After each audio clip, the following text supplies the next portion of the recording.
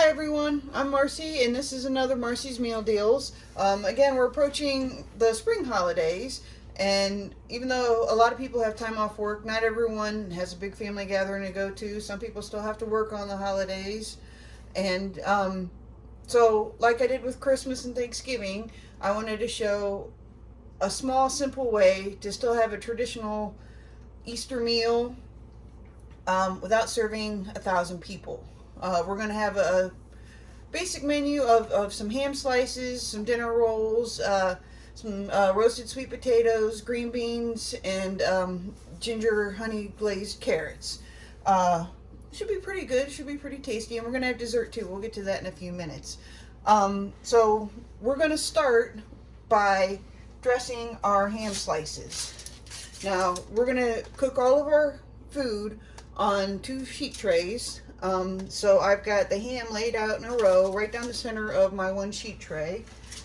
And I had meant to get pineapple rings, but you know, grabbed the wrong can in the store. So we're going to make do with what we can with pineapple chunks. We're still going to make it look pretty and taste good, which is really what matters. And then of course you've got your maraschino cherries, because you can't have pineapple glazed ham without maraschino cherries. So just to make them look pretty, we're going to take our ham and we're just gonna make some little like flower sunburst shapes on our ham. Oops. And let's see if I can do this properly. There we go. Lay them out there, make them look fun, make them look springy and pretty, and we already know it's gonna taste yummy. So we'll just do a few of those like that. Alright, so there's our pineapples, how we're going to do them. And I've got a few of these maraschino cherries here. I buried my knife. Ah, no, I'm not going to hurt my carrots. Oh well, it'll all be okay. So we're just going to take our maraschino cherries, pull the stem off, and we'll just make a little row of cherries right underneath our little rows of pineapples. I don't like that.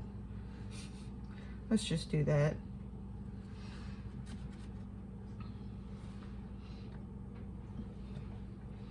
Looks like eyeballs looking at me. Yeah, that's a look. Looks like eyeballs looking at me. Yeah, that's a little better, I guess. Some sort of little weird alien ham dude looking at me. But it'll taste good. So that's what we need to focus on. It's all about the taste, baby. Presentation is important because we eat with our eyes first, but ultimately it doesn't matter how pretty it is. If it doesn't taste good, no one's coming back. All right, well, I'm just gonna eat this last half. Sheet tray, we're gonna do our sweet potatoes. Now I said we're gonna do roasted sweet potatoes. And the reason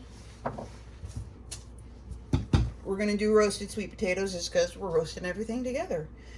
So what I'm going to do is I'm going to take these sweet potatoes, and you can do this with white potatoes too. I just prefer sweet potatoes because they're a little more nutritional, and I like the taste of them. A lot easier with a mandolin.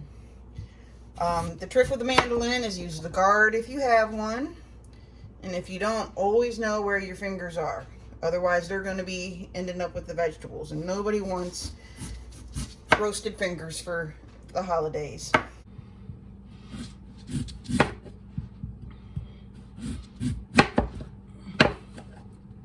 But if you're careful and you have a good sharp knife, you can do almost as good a job with a nice sharp knife. Which I just said, but that's okay.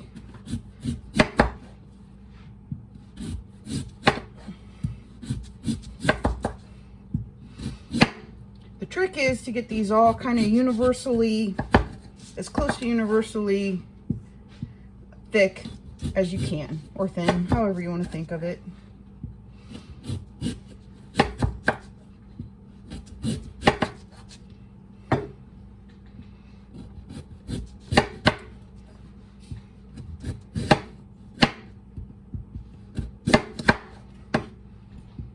And again, I'm not going to show myself cutting up 2 whole sweet potatoes because that would be boring.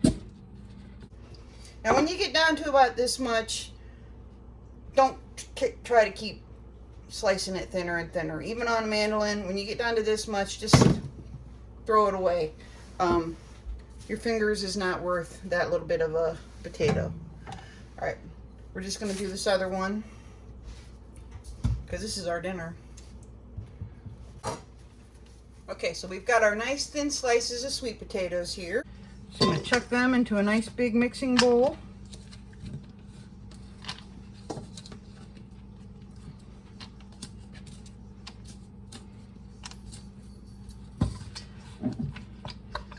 Give them a good little drizzle of olive oil.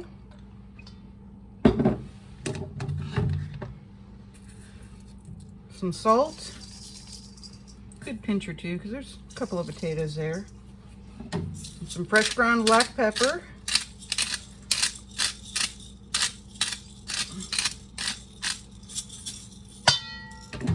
We're just going to give those a quick toss until they're all coated evenly with the oil and the salt, and you'll see it in the pepper. All right, those are pretty well evenly coated. Now I'm just going to take these and put them on a sheet tray over here, like so.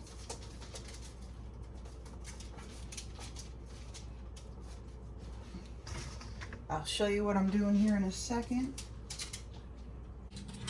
So I just laid them out on my sheet tray like this, so that they're not too, not more than a couple of layers thick at most. And we're just going to go ahead and stick this pan on the bottom third of our oven.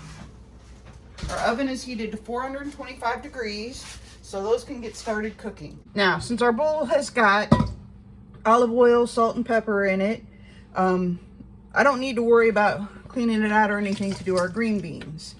You could also do this with asparagus, but my kids don't like asparagus, so we're doing green beans because this is our quote-unquote holiday meal. And again, I'm just going to give them a quick drizzle of olive oil. And this time I have a little bit of what's called everything seasoning. It's basically the same kind of stuff you would get on an everything bagel. So we're just going to toss that in there with our green beans. Give them a quick toss. Again, we just want to lightly coat them in the oil and all the seasoning and everything.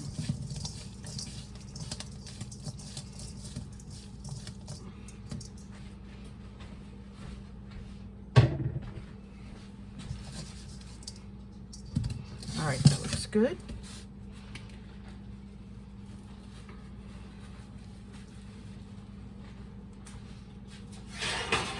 Now for this sheet tray, when I prepared the aluminum foil, I folded up a little divider down the center. So since the glaze I'm going to use on the carrots might or might not mix very well with the seasoning I have on the green beans, this will help keep them separated so that they can both still taste good, but we can still just cook them on the same sheet tray. So there's our green beans. Now I'm going to take a quick break and clean out my bowl so we can do the carrots, and I'll show you how we're going to do those in a second. Okay, now I'm going to show you how we're going to do the carrots. Again, I said we're going to do like a ginger honey glaze. So the first thing we got to do is prepare the glaze. In this little cuppy here, I have about a tablespoon of ground ginger and a tablespoon of honey. We're going to put those in our bowl first. And you could just use a little bit of water, a little bit of soda water or something like that. I like to use about a quarter cup of ginger ale to thin up my sauce a little bit. That just helps enhance that ginger flavor and the sweetness, which will help bring out the natural sweetness in the carrots. Just gonna kind of whisk that together just a little bit.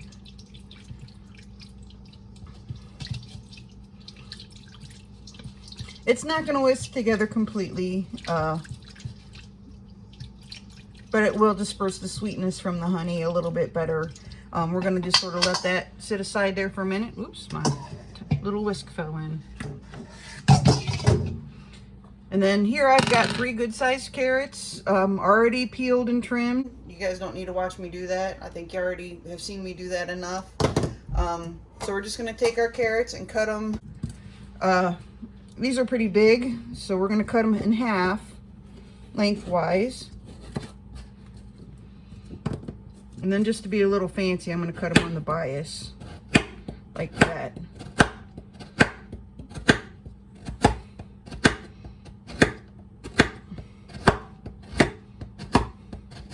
And again, just like with our sweet potatoes, you don't want to get them too thick because we do want them to be able to cook all about the same amount of time, which would probably be about 45 minutes to an hour altogether.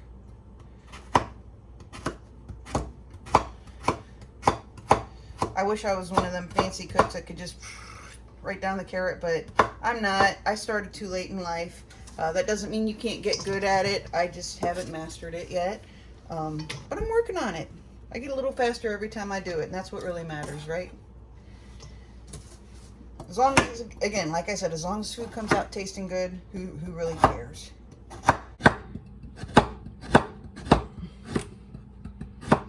That one was a little thick.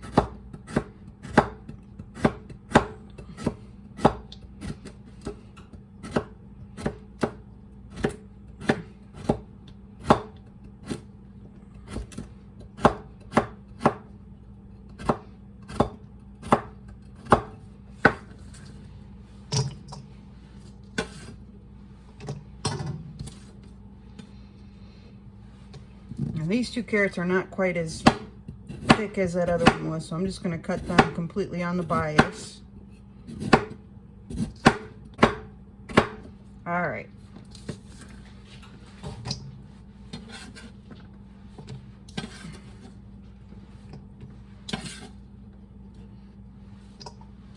All right, that's our carrots.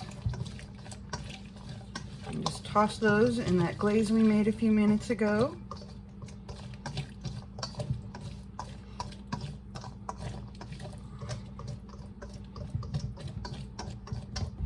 Give them a little sprinkle of salt.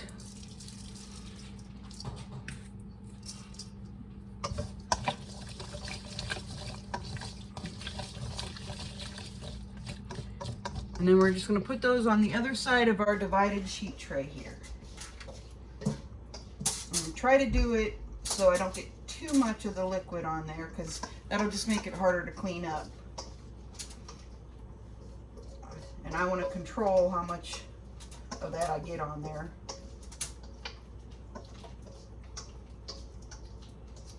Yeah, there we go.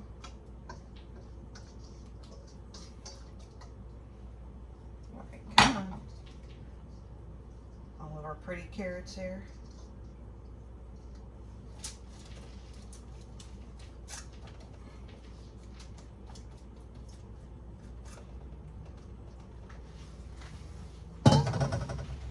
And there's our veggies. Again, like I said, we've got that nice divided foil down the center of our sheet tray. And these are going to go on the top of 1/3 of our preheated oven here. I can already smell the ham and sweet potatoes starting to cook and get yummy, yummy, so we're doing good. I'm going to take a quick second here to clean up. I just wanted to show you, I do have some frozen dinner rolls that I'm holding aside. Pop those in the oven with the rest of our food about the last 5 minutes of its cooking, because that's about all these take. You can get whatever dinner rolls you like. You can get, again, get whatever you like. Just follow the instructions on the packet for cooking them. That's why I'm holding these aside until later. And I will get you back here in a few minutes and we'll make our dessert that we're going to make, because you can't have a holiday dinner without a yummy dessert. Okay, so the food's cooking, starting to smell really good, and we want to go ahead and get some dessert going. So what I've got planned is we're going to do a yogurt pie, which is something my family does. It's light, it's delicious, it's quick and easy. I don't know if it's necessarily a secret family recipe. I guess I'll find out when my brother comes back and yells at me or not about it. But no matter how he feels about it, I hope you all enjoy it. So what I've started off with is I've got about 2 cups of shortbread cookie crumbs and about a half a cup of pecan pieces in here. It doesn't really matter what kind of cookie you use. There's the vanilla wafers, which you can get name brand or generic. I used Girl Scout cookies. There's shortbread cookies of all different kinds and shapes. I'm not going to give a real specific recipe here for the crust, except to say that it's no bake, which is good here because our oven's all full of other yummy stuff right now. You're just going to have to kind of play with it and go with what tastes good for the kind of yogurt you use and the kind of cookie that you use.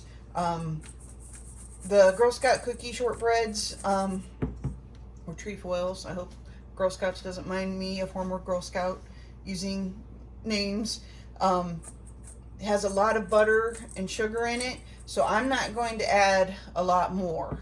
Just enough butter, melted butter, to hold the crusts together. And I'm not going to add any more sugar because I want the flavor of the filling to come out. So yeah, so we've got just straight cookie crumbs and pecan pieces here. And I do have about a half a stick of melted butter, but I'm only going to put about half of that in to start. And I'm going to use a fork here to kind of stir that together. Now you can use the good old-fashioned rolling pin and plastic bag method to make your cookie crumbs. You can pulse them in a blender, which is what I did. Again, it just kind of depends on your preference, your equipment available, and what you feel like doing, really. Okay. Yeah, see, I'm not going to need even a half a stick of butter to get a nice crumb with these cookies, because they have a lot of butter in them already, which is why they're so darn good. So, all right, that looks pretty good. Now we're just going to take a little handful of these, and I've got 6 little cups prepared. You could put this into, oh, that's gonna be way too thick. You could put this into a pie pan and make one big yogurt pie, but I just thought it'd be kind of nice to have little individual servings here. And as you can see, we're just kind of pressing it down. We want to make about a 1/2 inch crust.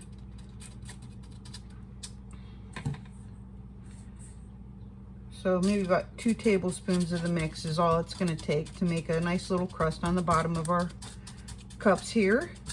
If you have some lemon zest, you could also add that to the crust, again, depending on what flavor of yogurt you're going to use in the pies. And that would make a really good flavor too. I just didn't have any this time, but that's okay. We'll play with it again another time. You can also use the pre-prepared graham cracker pie shells. They've actually got several different flavors already made. So if you don't want to make your own pie crust, you can certainly use one of those. We've used those for many, many years in our family. I just wanted to make it a little fancier this time for the holidays. Do something a little special for you, my friends. All right, I'll save the rest of that and make something out of it.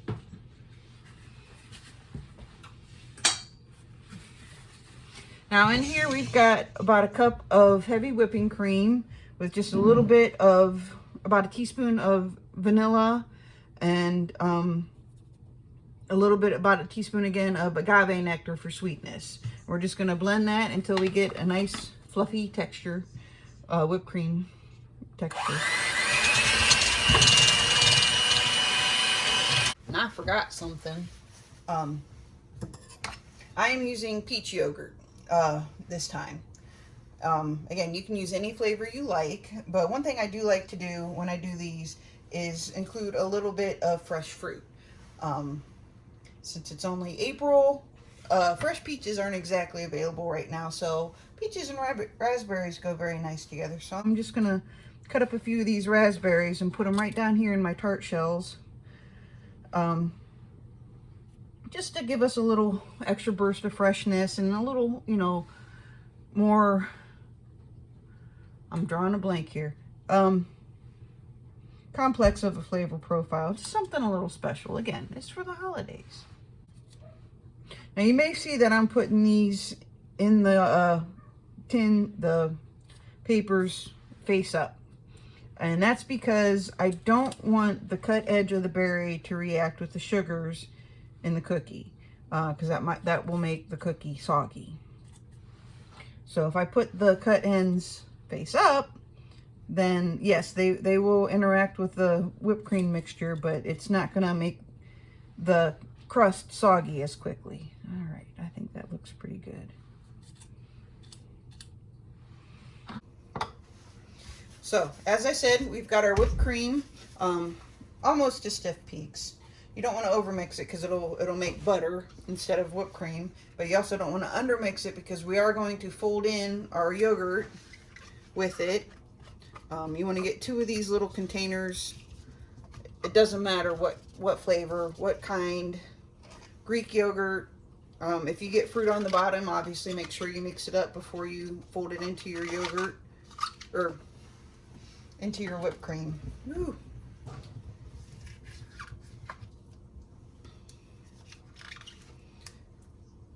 Again, I went with peach just because I felt like that was what I wanted this time. And you just want to fold the yogurt into the whipped cream.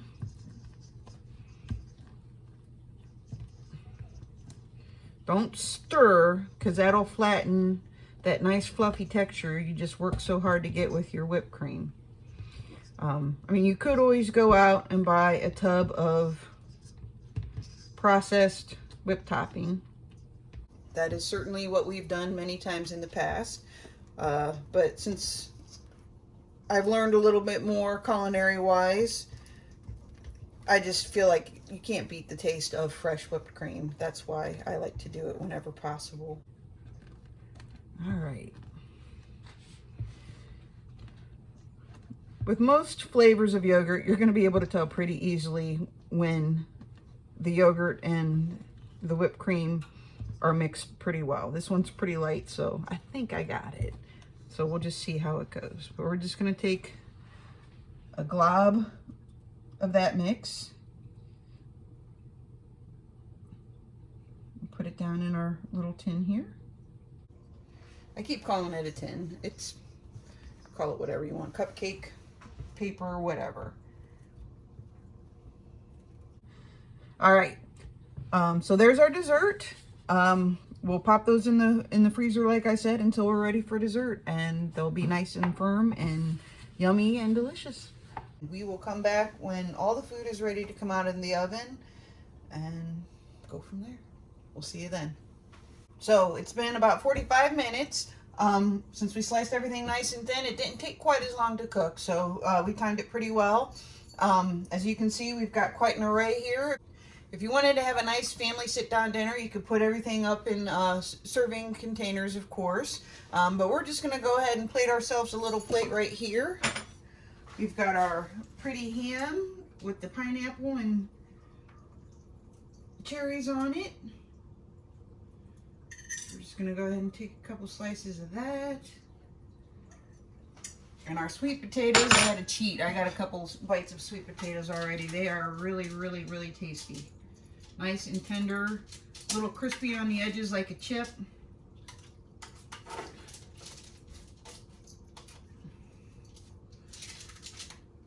And again, like I said, yeah, some of the skins are sticking to the foil a little bit.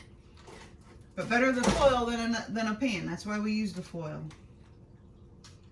So we've got our sweet potato chips here.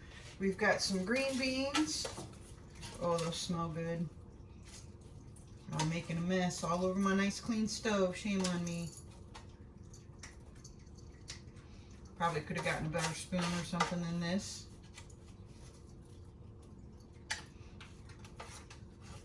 But you'll get an idea of how everything looks when I bring it over. And our yummy carrots. Now, I am going to warn you, these carrots got a little kick to them, so watch that first bite. You never know. And we got our beautiful dinner rolls that just came out as well. And our cute little dessert. And there you go. Easter dinner for 4. I hope you enjoy it. If you give it a try, let me know.